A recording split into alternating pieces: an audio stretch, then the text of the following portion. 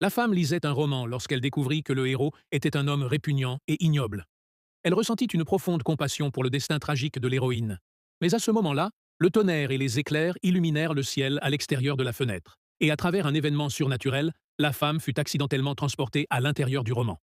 À cet instant précis, le héros lui tendit un chèque d'1 million de dollars comme indemnité de rupture. C'est alors que la femme comprit qu'elle avait pris la place de l'héroïne. Pour aider cette dernière à changer son destin, elle déchira le chèque et le jeta à la poubelle. Elle déclara ensuite à l'homme qu'elle n'accepterait l'argent que par virement bancaire et que celui-ci devait être libellé comme un don volontaire. L'homme comprit mal et pensa qu'elle jouait à un jeu de séduction. Après avoir transféré l'argent, il lui dit de ne plus jamais le contacter. Elle lui répondit: Tu peux partir maintenant. L'homme, convaincu qu'elle reviendrait en le suppliant, fut stupéfait lorsqu'elle s'approcha et lui donna un coup de pied, en le traitant de minable et de salaud. Il n'eut d'autre choix que de partir précipitamment. À ce moment-là, la femme se rappela la suite de l'intrigue du roman. Elle savait que l'homme chercherait à se venger plus tard. Elle décida donc de trouver quelqu'un de puissant pour la protéger. C'est alors qu'un homme riche entra sur les lieux, un rival commercial du héros. Elle s'approcha de lui et lui demanda: Êtes-vous marié? Son assistant la reconnut immédiatement comme étant la petite amie du héros.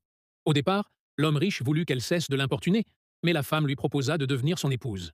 Elle ajouta qu'elle pouvait l'aider à faire tomber le héros, à condition qu'il la protège et qu'elle se tienne à ses côtés.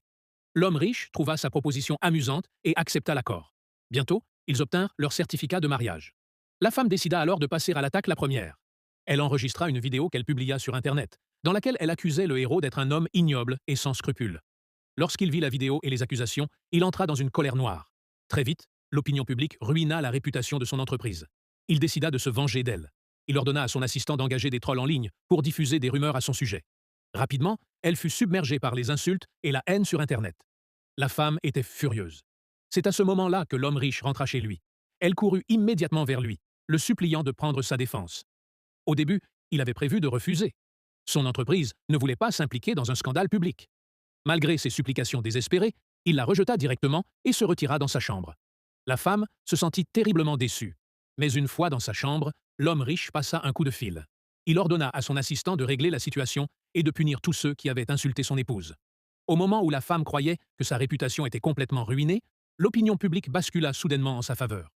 C'est seulement à ce moment-là qu'elle comprit que cet homme, dur en apparence, avait en réalité un cœur tendre.